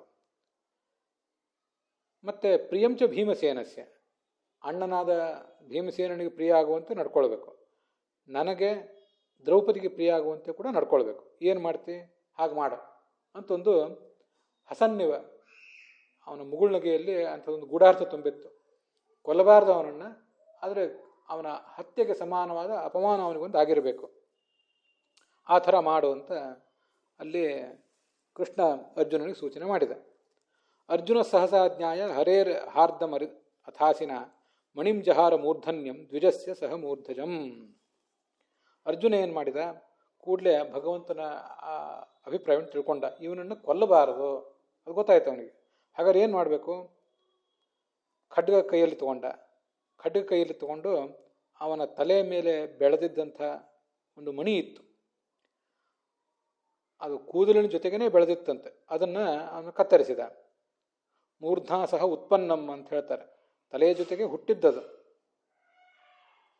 ಕೇಶೈಹಿ ಸಹಿತಂ, ಕೇಶದ ಜೊತೆಗಿತ್ತು, ಅದನ್ನು ಹಾಗೆ ಕತ್ತರಿಸಿದ, ಆ ಮಣಿಯನ್ನೇ ಕತ್ತರಿಸಿದ. ಜಹಾರೈ ತ್ಯನ್ವಯ, ಇದು ವಿಜಯಧ್ವಜರು ಹೇಳುವಂಥ ಮಾತು. ಮುಂದೆ ಯಾದವಾರ್ಯರು ಹೇಳ್ತಾರೆ, ಸಹ ಮೂರ್ಧಜಂ ಕೇಶೈ ಸಹ ಉತ್ಪನ್ನಂ, ಕೇಶಗಳ ಜೊತೆಗೆ ಹುಟ್ಟಿತ್ತು ಅಂತ, ಸಹಜವಾಗಿತ್ತು ಅಂತ ಅದರ ಒಟ್ಟು ತಾತ್ಪರ್ಯ. ಇಲ್ಲಿ ಮೂರ್ಧನ್ಯ ಅಂತಿದೆಯಲ್ಲ, ಮೂರ್ಧನ್ಯ ಅಂದರೆ ತಲೆಯಲ್ಲಿ ಧರಿಸಿದ್ದು ಅಂತಲೂ ಕೂಡ ಅರ್ಥ ಆಗ್ಬೋದು. ಆದ್ದರಿಂದ ಉಳಿದ ವ್ಯಾಖ್ಯಾನಕಾರರು ಕೆಲವರು ತಲೆಯಲ್ಲಿ ಹುಟ್ಟಿದ್ದು ಅಂತ ಕೆಲವರು ಮಾಡಿದ್ದಾರೆ. ತಲೆಯಲ್ಲಿ ಹುಟ್ಟಿದ ಮಣಿ ತಲೆಯ ಮೇಲೆ ಹುಟ್ಟೋದು ಹೇಗೆ ಮನುಷ್ಯನಿಗೆ? ಆದ್ದರಿಂದ ತಲೆಯಲ್ಲಿ ಧರಿಸಿದ್ದು ಅಂತ ಇನ್ನು ಕೆಲವರು ಅರ್ಥ ಮಾಡಿಬಿಟ್ಟಿದ್ದಾರೆ. ಆದರೆ ಯಾದವಾರ್ಯರು ಮತ್ತು ವಿಜಯಧ್ವಜರು ಮಾತ್ರ ತಲೆಯಲ್ಲಿ ಧರಿಸಿದ್ದು ಅಲ್ಲ, ತಲೆಯಲ್ಲಿ ಅದು ಹುಟ್ಟಿದ್ದು ಅಂತಲೇ ಅರ್ಥವನ್ನು ಸ್ಪಷ್ಟವಾಗಿ ತೋರಿಸಿದ್ದಾರೆ. ಯಾಕೆ ಹಾಗೆ ಅಂದರೆ, ನಾವೀಗಾಗಲೇ ತಾತ್ಪರ್ಯ ನಿರ್ಣಯದಲ್ಲಿ ಬಂದದ್ದನ್ನು ನೋಡಿದ್ದೀವಿ, ಇನ್ನೊಂದು ಸರಿ ಅದನ್ನು ನೋಡಬೇಕು. ನೋಡಿದಾಗ ನಾವು ಸ್ಪಷ್ಟ ಆಗ್ತದೆ. ಮತ್ತು ತಾತ್ಪರ್ಯ ನಿರ್ಣಯ ನಾವು ನೋಡಿದಾಗ ಅದನ್ನು ಕತ್ತರಿಸಿ ಕೊಟ್ಟವನು ಯಾರು? ಸ್ವಯಂ ಅಶ್ವತ್ಥಾಮನೇ ಕತ್ತರಿಸಿ ಕೊಟ್ಟಿದ್ದ. ಇಲ್ಲಿ ಈಗ ನಮಗೆ ಕಾಣ್ತಿರುವಂತೆ ಅರ್ಜುನ ಅದನ್ನು ಕತ್ತರಿಸಿದ ಅಲ್ಲ, ಆದರೆ ಅಶ್ವತ್ಥಾಮನೇ ಕತ್ತರಿಸಿ ಕೊಟ್ಟಿದ್ದ ಅಂತ ತಾತ್ಪರ್ಯ ನಿರ್ಣಯದಲ್ಲಿ 28ನೇ ಅಧ್ಯಾಯದಲ್ಲಿ 174, 175 ಇತ್ಯಾದಿ ಶ್ಲೋಕಗಳಲ್ಲಿ ಬರ್ತದೆ. ವ್ಯಾಸೋ ದ್ರೌಣಿಮಭಾಷತ ನಿವರ್ತನಾ ಸಮರ್ಥಸ್ತ್ವಂ ದೈಹಿ ನೈಸರ್ಗಿಕಂ ಮಣಿಂ. ನಿನಗೆ ಆ ಬ್ರಹ್ಮಾಸ್ತ್ರವನ್ನು ಹಿಂತುಕೊಳ್ಳಿಕ್ಕೆ ಶಕ್ತಿ ಇಲ್ವಲ್ಲ, ನೀನು ಆ ನಿನ್ನಲ್ಲಿ ನೈಸರ್ಗಿಕವಾಗಿ ಹುಟ್ಟಿದಂಥ ಸ್ವಾಭಾವಿಕವಾಗಿರುವಂಥ ಮಣಿಯನ್ನು ಕೊಡೋ. ಭೀಮನನ್ನು ಗೆದ್ದಿದ್ದಾನೆ, ಭೀಮನಿಗೆ ಆ ಮಣಿಯನ್ನು ಕೊಡೋ. ಅಶ್ವತ್ಥಾಮ ಮೂರ್ಧಜಂ ರತ್ನಂ, ತಲೆಯ ಮೇಲೆ ಹುಟ್ಟಿದ್ದು ಜ ಅಂತಿದೆ. ಭಾಗವತದಲ್ಲಿ ಮೂರ್ಧನ್ಯ ಅಂತಿದೆ. ಮೂರ್ಧನ್ಯ ಅಂದರೆ ತಲೆ ಮೇಲೆ ಧರಿಸಿದ್ದು ಆಗ್ಬೋದು, ಹುಟ್ಟಿದ್ದು ಆಗ್ಬೋದು. ಆದರೆ ಮೂರ್ಧಜ ಅಂದರೆ ಹುಟ್ಟಿದ್ದೇ ಆಗಬೇಕದು. ಅದು ಜರಾಮರಣ ನಾಶನ, ಹಸಿವು ನೀರಿಡಿಕೆ ಎಲ್ಲ ಪರಿಹಾರ ಮಾಡುವಂಥದ್ದು. ಮತ್ತು ಮುಪ್ಪು ಮರಣವನ್ನು ಕೂಡ ಪರಿಹಾರ ಮಾಡುವಂಥದ್ದು. ದಿವ್ಯ ಗಂಧಂ, ಅದಿದ್ದಲ್ಲಿ ಸುಗಂಧ ಯಾವಾಗಲೂ ಬರ್ತಿರ್ತದೆ. ಧ್ವಾಂತಹರಂ, ಅದಿದ್ದಲ್ಲಿ ಕತ್ತಲಿಲ್ಲ, ಒಳಗಿನ ಹೊರಗಿನ ಎಲ್ಲವೂ ಕತ್ತಲೂ ಇಲ್ಲ. ಉತ್ಕೃತ್ಯ ಭೀಮಾಯಿ ದದವು, ಅದನ್ನು ಕತ್ತರಿಸಿ ಭೀಮನಿಗೆ ಅವನು ಕೊಟ್ಟ, ತಾನೇ ಕತ್ತರಿಸಿದ ಅಂತ ಅಲ್ಲಿ ಕಾಣಿಸ್ತದೆ. ಮುಕ್ತಾಹ ಪಂಚೈವ ಪಾಂಡವಾಹ, 5 ಪಾಂಡವರು ಬ್ರಹ್ಮಾಸ್ತ್ರದ ಪ್ರಭಾವದಿಂದ ಮುಕ್ತರಾಗಲಿ ಅಂತ ಅದನ್ನು ಹೇಳಿದ. ಇದು ತಾತ್ಪರ್ಯ ನಿರ್ಣಯದಲ್ಲಿ ಬರೋದು. ಆದ್ದರಿಂದ ತಲೆಯ ಮೇಲೆ ಅದು ಹುಟ್ಟಿದ್ದು ನೈಸರ್ಗಿಕ ಮತ್ತು ಮೂರ್ಧಜ ಅಂತ 2 ಸ್ಪಷ್ಟವಾದಂತಹ ಶಬ್ದಗಳಿವೆ. ಹಾಗೆ ನಾವು ಅದನ್ನು ತಿಳ್ಕೊಳ್ಬೇಕು. ಮತ್ತು ಇಲ್ಲಿ ಇನ್ನೊಂದು ವಿಚಾರ ಇದೆ. ಅರ್ಜುನ, ಭಾಗವತ ಹೇಳುವಂಥ ಅರ್ಜುನ ಅಶ್ವತ್ಥಾಮನ ತಲೆಯನ್ನೇನಾದರೂ ಬೋಳಿಸಿದ ಅಂತಂದಕ್ಕೆ ಸ್ಪಷ್ಟವಾಗಿ ಭಾಗವತದಲ್ಲಿ ಏನೂ ಆಧಾರ ಇಲ್ಲ. ಭಾಗವತದಲ್ಲಿ ಹೇಳಿದ ಸಂಗತಿ ಕನಸಿಂದೇ ಇರಲಿ, ಆದರೆ ಕನಸಿನಲ್ಲಿ ಆದರೂ ಅಶ್ವತ್ಥಾಮನ ತಲೆಯನ್ನು ಆತ ಬೋಳಿಸಿದನ. ಸಹಮೂರ್ಧಜಂ ಅಂದರೆ ಈ ಮಣಿಂ ಜಹಾರ ಮೂರ್ಧನ್ಯಂ, ತಲೆಯಲ್ಲಿ ಹುಟ್ಟಿದ ಮಣಿಯನ್ನು ಕತ್ತರಿಸಿದ ಅಂತಿದೆ. ಅವನು ಕೂದಲಿನ ಜೊತೆಗೆ ಕತ್ತರಿಸಿದ ಅಂತ ಅಲ್ಲೇನು ಕಾಣಿಸೋದಿಲ್ಲ. ಕೂದಲಿನ ಜೊತೆಗೆ ಬೆಳೆದದ್ದು ಮೂರ್ಧಾ ಸಹ ಉತ್ಪನ್ನಂ ಕೇಶೈಹಿ ಸಹಿತಂ ಅಂತ ಹೀಗೆ ಕಾಣಿಸ್ತದೆ. ಆ ಮಣಿಯನ್ನು ಕಿತ್ತುವಾಗ ಅಲ್ಲಿ ಸುತ್ತಮುತ್ತಲು ಬೆಳೆದಿರುವಂಥ ಕೂದಲು ಏನಾದರೂ ಸ್ವಲ್ಪ ಬಂದಿರಬಹುದು. ಅದರ ಹೊರತು ಆತ ತಲೆಯನ್ನು ಬೋಳಿಸಿದ ಅಂತ ಅಲ್ಲೇನು ಕಾಣಿಸೋದಿಲ್ಲ. ಕೆಲವರು ವಿದ್ವಾಂಸರು ಅದನ್ನು ತಲೆಯನ್ನು ಬೋಳಿಸಿದ ಅನ್ನುವಂಥ ವ್ಯಾಖ್ಯಾನ ಮಾಡ್ತಾರೆ. ಯಾಕಂದರೆ ತಲೆ ಬೋಳಿಸೋದು ಕೂಡ ಒಂದು ಪರಾಭವದ ಸಂಕೇತ. ಕೊಲ್ಲಿಲ್ಲ, ಆದರೆ ತಲೆ ಬೋಳಿಸಿದ್ನಲ್ಲ. ಹಿಂದೆ ಕೃಷ್ಣ ಆ ಈ ರುಕ್ಮಿಣಿಯ ಅಣ್ಣ ರುಕ್ಮಿಗೆ ಮಾಡಿದ್ನಲ್ಲ, ಹಾಗೆ ಮಾಡಿದ ಅಂತ ಕೆಲವರು ವ್ಯಾಖ್ಯಾನ ಮಾಡ್ತಾರೆ. ಆದರೆ ಹಾಗೇನು ಅಲ್ಲಿ ಕಾಣಿಸೋದಿಲ್ಲ ಮಹಾಭಾರತದಲ್ಲಿ. ಅದ್ರ ಬಗ್ಗೆ ಒಂದು ಗಮನ ಇರಬೇಕು. ವಿಮುಚ್ಯ ರಶನಾಬದ್ಧಂ ಬಾಲಹತ್ಯಾಹತ ಪ್ರಭಂ ತೇಜಸಾ ಮಣಿನಾಹೀನಂ ಶಿಬಿರ ನಿರವಾಪಯತ. ಇನ್ನು ಮುಂದೆ ಆ ಅಶ್ವತ್ಥಾಮ ತನ್ನ ಕಾಂತಿಯನ್ನೆಲ್ಲ ಕಳ್ಕೊಂಡಿದ್ದ. ಯಾಕೆಂದರೆ ಇಂಥ ದುಷ್ಕೃತ್ಯ ಮಾಡಿ ಅವನ ತೇಜಸ್ಸು ಹೊರಟೋಗಿತ್ತು. ರಶನಾಬದ್ಧಂ, ಹಗ್ಗವನ್ನು ಬಿಚ್ಚಿದ. ತೇಜಸ ಮಣಿನ ಹೀನಂ, ಆ ಮಣಿಯ ಕಾಂತಿ ಏನು ಪ್ರಸರಿಸ್ತಾ ಇತ್ತು ಅದೂ ಇರಲಿಲ್ಲ. ಮುಖದಲ್ಲಿ ಏನು ಬ್ರಹ್ಮಕಳೆ ಇರಬೇಕಾಗಿತ್ತು ಅದು ನಷ್ಟವಾಗಿ ಹೋಗಿತ್ತು. ಮಣಿಯೂ ಇರಲಿಲ್ಲ. ಶಿಬಿರದಿಂದ ಆತನನ್ನು ಹೊರಗಟ್ಟಿದ. ಇದು ನಿರವಾಪಯತ್ ಅಂತ ಒಂದು ಕಡೆ ಪಾಠ ಇದೆ. ಅನೇಕ ಕಡೆ ನಿರಯಾಪಯತ್, ಯಾ ಪ್ರಾಪಣೆ ಧಾತು, ಅದು ಹೀಗೆ ಕಾಣಿಸ್ತದೆ. ಪುರಾಣಿಕಾಚಾರ್ಯರು ತಮ್ಮ ಸುಲಲಿತ ಭಾಗವತರು ಇಟ್ಕೊಂಡಿದ್ದು ನಿರಯಾಪಯತ್ ಅಂತ ಪಾಠನೇ ಇಟ್ಕೊಂಡಿದ್ದಾರೆ, ಯಾ ಪ್ರಾಪಣೆ ಧಾತು. ಆದರೆ ಈ ಯಾದವಾರ್ಯರು ಮತ್ತು ವಿಜಯಧ್ವಜರಿಬ್ಬರು ಕೂಡ ನಿರವಾಪಯತ್ ಅಂತ ಹೇಳಿದಂತೆ ಕಾಣಿಸ್ತದೆ. ನಿರವಾಪಯತ್ ಅನ್ನೋದು ಅಷ್ಟ್ಯಾಕೋ ವ್ಯಾಕರಣ ದೃಷ್ಟಿಯಿಂದ ಸರಿಯಲ್ಲ. ನಿರಂತ ಉಪಸರ್ಗ ಬಂದಿದ್ದರಿಂದ ಏನೂ ಉಪಸರ್ಗಗಳ ಮೂಲಕ ಧಾತುವಿಗೆ ಏನೂ ಅರ್ಥವು ಬದಲಾವಣೆ ಕಾಣಬಹುದು. ಆದರೂ ನಿರಯಾಪಯತ್ ಅಂತನೂ ಹೆಚ್ಚು ಯೋಗ್ಯವಾದ ಪಾಠ. ಯಾದವಾರ್ಯರು ವಿಜಯಧ್ವಜರೇ ನಿರವಾಪಯತ್ ಅಂತ ಬರೆದಿದ್ರು, ಮುದ್ರಣ ಮಾಡಿದವರು ಹಾಗೆ ಮಾಡಿದ್ರು, ಅದನ್ನು ನಾವು ನಿರ್ಧಾರ ಮಾಡಿಸುವುದು ಕಷ್ಟ. ಶಿಬಿರಾತ್ ನಿರವಾಪಯತ್ ಶವ ನಿರ್ಗಮವತ್ ನಿಷ್ಕಾಪ ಸ ಯಾಮಾಸ. ಶವವನ್ನು ಮನೆಯಲ್ಲಿ ಹೆಚ್ಚು ಹೊತ್ತು ಇಟ್ಕೊಳ್ಳದೆ ಅದನ್ನು ಹೇಗೆ ಹೊರಗೆ ತಳ್ಳುತ್ತಾರೆ ಹಾಗೆ ತಳ್ಳಿಬಿಟ್ಟ ಅಂತ ಅರ್ಥ ಬರೀತಾರೆ ವಿಜಯಧ್ವಜರು. ಅಂತೂ ಅವನಿಗೇನು ದಂಡನೆ ಬ್ರಾಹ್ಮಣನಿಗೆ? ಬಂಧನಂ ದ್ರವಿಣಾದಾನಂ ಸ್ಥಾನಾನ್ ನಿರ್ಯಾಪಣಂ ತಥಾ ಏಷ ಹಿ ಬ್ರಹ್ಮಬಂಧೂನಾಂ ವಧೋ ನಾನ್ಯೋಸ್ತಿ ದೈಹಿಕಃ. ಬ್ರಾಹ್ಮಣ ಏನಾದ್ರು ತಪ್ಪು ಮಾಡಿದರೆ ಅವನನ್ನು ಬಂಧಿಸಿಡಬಹುದು. ದ್ರವಿಣಾದಾನಂ, ಅವನ ಸಂಪತ್ತನ್ನು ಕಿತ್ಕೊಳ್ಬಹುದು, ಆಸ್ತಿ ಮುಟ್ಟುಗೋಲು ಹಾಕ್ಕೊಳ್ಬಹುದು. ಸ್ಥಾನ ನಿರ್ಯಾಪಣಂ, ಅವನನ್ನು ದೇಶಭ್ರಷ್ಟನನ್ನಾಗಿ ಮಾಡಬಹುದು. ನಿರ್ಯಾಪಣಂ ಅಂತ ಇಲ್ಲಿ ಕೂಡ ಯಾ ಪ್ರಾಪಣೆ ಧಾತು ಇರೋದನ್ನು ಗಮನಿಸಬೇಕು. ಏಷ ಹಿ ಬ್ರಹ್ಮಬಂಧೂನಾಂ, ಬ್ರಹ್ಮಬಂಧುಗಳು ಅಂದರೆ ಬ್ರಾಹ್ಮಣ ಕುಲದಲ್ಲಿ ಹುಟ್ಟಿದ್ದಾನೆ, ಅದಕ್ಕೆ ತಕ್ಕಂತೆ ನಡ್ಕೊಳ್ಳಿಲ್ಲ, ಸುಮ್ಮನೆ ಬ್ರಾಹ್ಮಣರಿಗೆ ಬಂಧು ಅಷ್ಟೇ. ಬ್ರಹ್ಮಬಂಧು ಅಂದರೆ ಆ ಥರ ನೀಚನಾದವನು ಅಂತ ಅರ್ಥ ತೋರಿಸ್ತದೆ. ಬ್ರಾಹ್ಮಣ ಕುಲದಲ್ಲಿ ಹುಟ್ಟಿದ್ರೆ ಸಾಕು, ಎಂಥನೇ ನೀಚ ಆದರೂ ಅವನಿಗೆ ದೈಹಿಕ ದಂಡನೆ ಇಲ್ಲ. ವಧೋ ನಾನ್ನೋಸ್ತಿ ದೈಹಿಕ, ಇದೇ ಅವರಿಗೆ ವಧ. ಈಗ ಅವನ ಮುಖ್ಯ ಸಂಪತ್ತು ಅಂದರೆ ಮಣಿ, ಅದನ್ನೇ ಕಿತ್ಕೊಂಡಿದ್ದಾನೆ, ಅಲ್ಲಿಂದ ಹೊರಗೆ ಓಡಿಸಿಬಿಟ್ಟಿದ್ದಾನೆ. ಇದು ಅವನಿಗೊಂದು ದಂಡನೆ ಕೊಟ್ಟಾಗಾಯಿತು ಅಂತ ಅಲ್ಲಿ ಕೇಳಿ ಬರ್ತದೆ. ಮುಂದೆ ಅದು ಅವನಿಗೆ ಏನು ಸ್ಥಾನಾನ್ ನಿರ್ಯಾಪಣಂ ಅಂತಿದೆಯಲ್ಲ, ಅದರ ಬಗ್ಗೆ ತಾತ್ಪರ್ಯ ನಿರ್ಣಯದಲ್ಲಿ ಒಂದು ಮಾತು ಕೇಳಿ ಬರ್ತದೆ, ಅದನ್ನು ನಾವು ನೋಡಬೇಕು. ಪಾಂಡವರು ಅಸ್ತ್ರದಿಂದ ಪ್ರಭಾವದಿಂದ ಮುಕ್ತರಾಗಲಿ ಅಂತ ಅವನು ಹೇಳಿದ. ಆದರೆ ಉತ್ತರೆ ಗರ್ಭದ ಮೇಲೆ ನಾನು ಅಸ್ತ್ರವನ್ನು ಬೀಳಿಸಿಯೇ ಬೀಳಿಸ್ತೇನೆ ಅಂತ ಅವನು ಇನ್ನೂ ಹಠ ಇತ್ತು. ಆಗ ಕೃಷ್ಣ ಅವನಿಗೆ ಕುಪಿತನಾಗಿ ತೋರಿಸಿದ.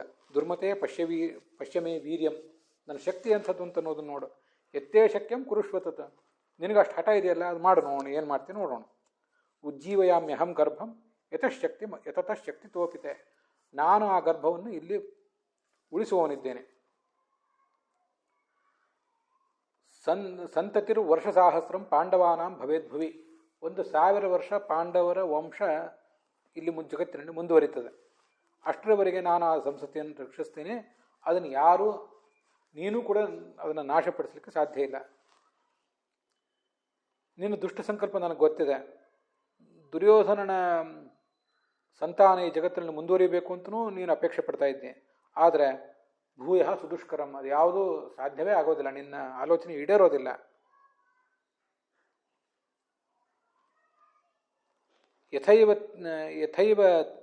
ಯಥೈವ ತೇನೈವ ನರಾಧಿರೂಢೋ ಗಮ್ಯಸ್ತವ ಸ್ಯಾನ್ನ ಚ ಭೂಮಿ ಭಾಗ. ಈ ಭೂಮಿಯಲ್ಲಿ ಜನ ಓಡಾಡುವ ಯಾವ ಪ್ರದೇಶದಲ್ಲಿ ಕೂಡ ನೀನು ಇರುವಂಥದ್ದಲ್ಲ. ಅದಕ್ಕೆ ಹೇಗೆ ಅರ್ಥ ಬರೀತಾರೆ ಅಂದರೆ ಬೇರೆ ಬೇರೆ ಥರ. ಒಟ್ಟು ನೀನು ಇಲ್ಲಿ ಇರುವಂಥದ್ದಲ್ಲ, ಮನುಷ್ಯರ ನಡುವೆ ಓಡಾಡುವಂಥದ್ದಲ್ಲ. 1000 ಜನ ಇದ್ದಲ್ಲಿ ಅವರ ತಲೆಯ ಮೇಲೆ ನೀನು ಸಂಚಾರ ಮಾಡಬೇಕಷ್ಟೆ, ಅವರಿಗೂ ಗೊತ್ತಾಗದಿರುವಂತೆ. ಎಲ್ಲರ ಮೇಲೆ ನೀನು ಓಡಾಡಬೇಕಷ್ಟೇ. ನರಾಧಿರೂಢ ಅಂತಿದೆ, ಅವ್ರು ಹೆಗಲ ಮೇಲೆ ಕುತ್ಕೋಬೇಕು ಅಂತೇನು ಅರ್ಥ ಇರಲಿಕ್ಕಿಲ್ಲ. ಅದೆಲ್ಲ ಹಿಂದೆ ತಾತ್ಪರ್ಯ ನಿರ್ಣಯದಲ್ಲಿ ನಾವು ನೋಡಿದ್ದೀವಿ, ಈಗೇನು ಅದ್ರ ಬಗ್ಗೆ ಹೆಚ್ಚು ನೋಡಬೇಕಾಗಿಲ್ಲ. ಅಂತೂ ದುರ್ಯೋಧನನ ಸಂತತಿ ನೀನು ಬೆಳೆಸಲಿಕ್ಕೆ ಆಗೋದಿಲ್ಲ. ಮನುಷ್ಯರು ವಾಸ ಮಾಡುವ ಭೂಭಾಗದಲ್ಲಿ ನಿನಗೆ ಸಂಚಾರ ಇರೋದಿಲ್ಲ, ನೀನು ಇಲ್ಲಿಂದ ಹೊರಟು ಹೋಗಬೇಕು. ದುರ್ಗಂಧಯುಕ್ತೋ ರಣಸಂಚಿತಾಂಗ ಸದಾಚರ ಸ್ಯಾದ್ ವಿಪಿನೇಶು ಮಂದ. ಯಾವದ್ ಭುವಿಸ್ಯಾದಿಹ ಪಾರ್ಥತಂತು ವ್ಯಾಸೋಪಿ ತಂಪ್ರಾಹ ತಥೇತಿ ಭೀಮಃ. ಪಾಂಡವರ ಸಂತಾನ ಈ ಕಾಲದಲ್ಲಿ, ಈ ಜಗತ್ತಿನಲ್ಲಿ ಎಷ್ಟು ಕಾಲ ಇರ್ತದೋ ಅಷ್ಟು ಕಾಲ, ಅಂದರೆ 1000 ವರ್ಷ ಕಾಲ ನೀನು ನಿನ್ನ ಮೈಯಿಂದ ದುರ್ಗಂಧವನ್ನು ಸೂಸಿಕೊಂಡು ಮೈಯೆಲ್ಲ ಹುಣ್ಣು ಮಾಡಿಕೊಂಡು ಎಲ್ಲ ಕಡೆ ಓಡಾಡ್ತಾ ಇರಬೇಕು, ಈಗ ಸಂಚಾರ ಮಾಡ್ತಾ ಇರಬೇಕು ನೀನು ಅಂತ ಅವನಿಗೆ ಒಂದು ಶಾಪ ಕೊಟ್ಟ. ಮಣಿ ಇದ್ದಾಗ ಸುಗಂಧ ಇರ್ತಿತ್ತು, ಮಣಿ ಕಳ್ಕೊಂಡಿದ್ದರಿಂದ ದುರ್ಗಂಧ ಹೋಗಿ ಬಂತು. ಈಗ ದುರ್ಗಂಧ ಮೈಯನ್ನೆಲ್ಲ ಆವರಿಸಿಕೊಂಡಿತ್ತು. ಮತ್ತೆ ಹೀಗೆ ಸಂಕಟ ಪಡ್ತಾ ಆ ಥರ ಓಡಾಡು ಅಂತ ಅವನಿಗೆ ಒಂದು ಶಾಪ ಕೊಟ್ಟಿದ್ದ. ವ್ಯಾಸರು ಕೂಡ ಹಾಗೆ ಅಂತ ಒಪ್ಕೊಂಡ್ರು. ಅಂತೂ ಅವನು ಆ ಥರ ಕಷ್ಟಪಟ್ಟಿದ್ದೇನಿದೆ, ಮೈಯೆಲ್ಲ ದುರ್ಗಂಧ, ಹುಣ್ಣು, ಮೈಯೆಲ್ಲ ಗಾಯ, ಇದು ಅವನಿಗೆ ಕೇವಲ 1,000 ವರ್ಷ. ಕೆಲವರು ಜನ ವಿದ್ವಾಂಸರು ಅಭಿಪ್ರಾಯ ಪಡುವಂತೆ ಅವನು ಮುಂದಿನ ಈ ದ್ವಾಪರ ಯುಗದಲ್ಲಿ ಅಶ್ವತ್ಥಾಮನಾಗಿ ಮತ್ತೆ ವ್ಯಾಸನಾಗಿ ಅವನು ಬರ್ತಾನಲ್ಲ, ಇದೇ ಅಶ್ವತ್ಥಾಮ, ಅವನು ಚಿರಂಜೀವಿ, ನಮಗೆಲ್ಲ ಗೊತ್ತಿದೆ. ಅವನು ಮುಂದಿನ ದ್ವಾಪರ ಯುಗದಲ್ಲಿ ಮತ್ತೆ ವೇದವ್ಯಾಸನ ಮಾರ್ಗದರ್ಶನದಂತೆ ವೇದಗಳನ್ನು ವಿಭಾಗಿಸ್ತಾನೆ. ಆ ಮುಂದಿನ ದ್ವಾಪರದವರೆಗೂ ಕೂಡ ಅವನು ಹೀಗೆ ಮೈಯಿಂದ ದುರ್ಗಂಧವನ್ನು ಸೂಸಿಕೊಂಡು ಹುಣ್ಣು ಗಾಯ ಇದರಿಂದ ಒದ್ದಾಡಿಕೊಂಡು ಸಂಚಾರ ಮಾಡಬೇಕು ಅಂತ ಕೆಲವರು ಅದನ್ನು ಹೇಳ್ತಾರೆ. ಎಲ್ಲೂ ಯಾವ ವ್ಯಾಖ್ಯಾನಗಳಲ್ಲೂ ಇಲ್ಲ, ಆದರೆ ಅಷ್ಟಿಲ್ಲ. ಅದು ಯಾವತ್ ಭವಿಷ್ಯಾದಿಹ ಪಾರ್ಥತಂತು, ಸ್ಪಷ್ಟವಾಗಿ ತಾತ್ಪರ್ಯ ನಿರ್ಣಯದಲ್ಲಿದೆ. 1,000 ವರ್ಷ ಅವನಿಗೆ ಆ ದುಸ್ಥಿತಿ ಇತ್ತು. ಆಮೇಲೆ ಆ ದುರ್ಗಂಧ ಇಂಥದ್ದೆಲ್ಲ ಹೋಯಿತು. ಆದರೆ ಅವನು ತನ್ನ ಕೆಲಸ ಮಾಡಿಕೊಂಡು ಎಲ್ಲೆಲ್ಲಿ ಹೋಗಬೇಕೋ ಅಲ್ಲೆಲ್ಲ ಹೋಗಿಕೊಂಡಿದ್ದಾನೆ. ದುರ್ಗಂಧ, ಗಾಯ ಇದೆಲ್ಲ ಅವನಿಗೆ ಹೋಯಿತು ಅಂತ ಕಾಣಿಸ್ತದೆ. ಮತ್ತು ಅವನು ಈ ಗಮ್ಯಸ್ತವಸ್ಯ ನಚ ಭೂಮಿ ಭಾಗ, ಜನ ಸಂಚಾರ ಮಾಡುವ ಪ್ರದೇಶದಲ್ಲಿ ನೀನು ಬರಬಾರದು ಅಂತ ಅವನಿಗೆ ಶಾಪ ಕೊಟ್ಟದ್ದು ನಮ್ಗೆ ಗೊತ್ತಿದೆ. ಅವನು ಬಹಳ ಜನ ಎಲ್ಲರೂ ಸಂಚಾರ ಮಾಡ್ತಿದ್ದಾಗ ಒಂದು ಪ್ರದೇಶದಲ್ಲಿ ಸೇರಿದ್ದಾಗ ಅಲ್ಲಿ ಅವನು ಬಂದಿರ್ತಾನೆ. ಅಶ್ವತ್ಥಾಮ ಗುಪ್ತ ರೂಪದಿಂದ ಅಲ್ಲಿರ್ತಾನೆ. ವಿಶೇಷತಃ ಉಡುಪಿಯ ಈ ಜನವರಿ ತಿಂಗಳಲ್ಲಿ ನಡೆಯುವಂಥ ಸಂಕ್ರಾಂತಿ ಉತ್ಸವ, ಚೂರ್ಣೋತ್ಸವ ಏನು ನಡೀತದೆ ಅಲ್ಲಿ ಅವನು ಕೂಡ ಬಂದಿರ್ತಾನೆ. ದೊಡ್ಡ ಪ್ರಮಾಣದಲ್ಲಿ ಭೋಜನ ಆದರೆ ಅಲ್ಲಿ ಅವನು ಕೂಡ ಬಂದು ಭೋಜನ ಮಾಡಿ ಹೋಗ್ತಾನೆ ಅಂತ ಹೀಗೆಲ್ಲ ಅದನ್ನು ನಾವು ಕೇಳಿದ್ದೀವಿ. ಹೀಗೆ ಹಿರಿಯ ವಿದ್ವಾಂಸರು ಕೂಡ, ಬನ್ನಂಜಿ ಗೋವಿಂದಾಚಾರ್ಯರು ಕೂಡ ಅಂಥ ಕಥೆಗಳನ್ನೆಲ್ಲ ಹೇಳಿದ್ದಾರೆ. ಅದಕ್ಕೇನು ಸ್ಪಷ್ಟವಾಗಿ ನಮಗೇನು ಆಧಾರಗಳೇನು ಕಾಣಿಸೋದಿಲ್ಲ. ಕೆಲವು ಕಡೆ ವಾದಿರಾಜರ ವ್ಯಾಖ್ಯಾನಗಳಲ್ಲಿ ಹಾಗೆಲ್ಲ ಕಾಣಿಸ್ತದೆ, ಆದರೆ ಅದೇನು ಅಷ್ಟು ವಿಶ್ವಾಸಕ್ಕೆ ಯೋಗ್ಯವಾದಂಥ ವ್ಯಾಖ್ಯಾನಗಳಲ್ಲ. ಅಂತೂ ಅವನು ಸಂಚಾರ ಮಾಡ್ತಿರ್ತಾನೆ ಅಂತ ಅನ್ನೋದು ಹೌದು. ಮತ್ತು ಕೆಲವರು ಯಾರು ವೈದ್ಯರು ಹಿಮಾಲಯ ಪ್ರದೇಶದಲ್ಲಿ ಕೆಲಸ ಮಾಡ್ತಿದ್ದವರು ನಮ್ಮ ಚಿಕಿತ್ಸಾಲಯಕ್ಕೆ, ನಮ್ಮ ಕ್ಲಿನಿಕ್ಕಿಗೆ 7.5 ಅಡಿಯ ಒಬ್ಬ ಬಂದಿದ್ದ. ಅವನಿಗೇನು ಮೈ ತುಂಬ ಎಲ್ಲ ಗಾಯ ಆಗಿತ್ತು. ಅದಕ್ಕೆ ಎಷ್ಟು ಟ್ರೀಟ್ಮೆಂಟ್ ಕೊಟ್ಟರು ಆ ಗಾಯಗಳೆಲ್ಲ ಪರಿಹಾರ ಕಾಣಲಿಲ್ಲ. ಕೊನೆಗೆ ನೀನು ಯಾರು ಅಂತ ಕೇಳಿದಾಗ ನಾನು ಅಶ್ವತ್ಥಾಮ ಅಂತ ಅವನು ತನ್ನ ಪರಿಚಯ ಮಾಡಿಕೊಂಡ. ಭೀಮ ನನಗಿಂತನೂ ಎತ್ತರ ಇದ್ದ ಅಂತ ಅವನು ಹೇಳಿಕೊಂಡ ಅಂತ ಕೆಲವರು ವೈದ್ಯರು, ಹಿಮಾಲಯ ಪರಿಸರದ ವೈದ್ಯರು ಹೇಳಿದ್ದನ್ನು ಕೇಳ್ತೀವಿ. ಹೀಗೆ ನಾವು ಕೆಲ ಸ್ಪಷ್ಟವಾದ ಆಧಾರ ಇರೋದಿಲ್ಲ. ಮೈತುಂಬ ಗಾಯ, ದುರ್ಗಂಧ ಅಂತ ಅನ್ನೋದು ಕೇವಲ 1000 ವರ್ಷಕ್ಕೆ ಸಂಬಂಧಪಟ್ಟದ್ದು ಅಂತ ನನ್ನ ದೃಢವಾದ ಅಭಿಪ್ರಾಯ. ಯಾಕಂದರೆ ಅಲ್ಲಿ ಹಾಗೇ ಇದೆ, ಯಾವತ್ ಭವಿಷ್ಯಾದಿಹ ಪಾರ್ಥತಂತು. ಸಂಚಾರ ಅವನು ಮಾಡ್ತಾ ಇರೋ ಸಂಚಾರ ಚಿರಂಜೀವಿ ಆದಂತೆ ಎಲ್ಲೂ ಸಂಚಾರ ಮಾಡ್ಬೋದು. ಅವನು ಹಾಗೆ ಉಡುಪಿಗೂ ಹೋಗ್ಬೋದು, ಬದ್ರಿಗೂ ಹೋಗ್ಬೋದು, ತಿರುಪತಿಗೂ ಹೋಗ್ಬೋದು, ಎಲ್ಲಿ ತನಗೆ ಹೋಗಬೇಕು ಅನ್ನಿಸ್ತದೆ ಅಲ್ಲೆಲ್ಲ ಹೋಗ್ಬೋದು. ಅಷ್ಟು ಅವನು ಕೇಳ್ಕೊಂಡಿದ್ದ. ಮತ್ತು ತ್ವಯಾ ಸಹ ಸ್ಯಾನ್ ಮಮ ಸಂಗಮೋ ವಿಭೋ ಯಥೇಷ್ಟತ ಸ್ಯಾನ್ ನಚ ಮೇತ್ರ ವಿಘ್ನ. ನಿನ್ನನ್ನು ವೇದವ್ಯಾಸರನ್ನ ಅವನು ಕೇಳ್ಕೊಂಡ. ನಿನ್ನನ್ನು ಭೇಟಿ ಮಾಡಬೇಕು ಅಂತ ಬಯಸಿದಾಗೆಲ್ಲ ನನಗೆ ನಿನ್ನ ಜೊತೆ ಸಮಾಗಮ ಆಗಲಿ ಅಂತ ಕೇಳ್ಕೊಂಡಿದ್ದಂತೆ. ಅದಕ್ಕೆ ವೇದವ್ಯಾಸರು ಇತ್ಯುಕ್ತ ಓಮಿತಿ ಪ್ರಾಹ ಭಗವಾನ್ ಬಾದರಾಯಣ. ಆ ವೇದವ್ಯಾಸರು ಅವನಿಗೆ ಓಂ ಅಂತ ಹೇಳಿದರು. ಅವನಲ್ಲಿಂದ ಹೊರಟೋದ. ಇಷ್ಟು ಅಶ್ವತ್ಥಾಮನ ಬಗ್ಗೆ ಕಥೆ ನಮಗೆ ಕೇಳಿ ಬರ್ತದೆ. ಅಲ್ಲಿಗೆ ಈ ಭಾಗವತದ 1ನೇ ಸ್ಕಂದದ 7ನೇ ಅಧ್ಯಾಯದ 57ನೇ ಶ್ಲೋಕ ಸಮಾಪ್ತವಾಗಿದೆ. ಇವತ್ತಿನ ಈ ಭಾಗವು ಕೂಡ ಅಲ್ಲಿಗೆ ಸಮಾಪ್ತವಾಗಿದೆ. ಹುಸಿಯ ನಾಡಿ ಹೊಟ್ಟೆ ಹೊರೆವ ವಿಷಯದಲ್ಲಿ ರಸಿಕನೆಂದು ಹುಸಿಗೆ ಹಾಕಿದಿರೋ ಇನ್ನು ಹೃಷಿಕೇಶನೇ, ಈಶನಿನ್ನ ಚರಣ ಭಜನೆ ಆಸೆಯಿಂದ ಮಾಡುವೆ, ದೋಷ ರಾಶಿ ನಾಶ ಮಾಡು ಶ್ರೀಶಕೇಶವ. ಶ್ರೀಕೃಷ್ಣಾರ್ಪಣ ಮಸ್ತು.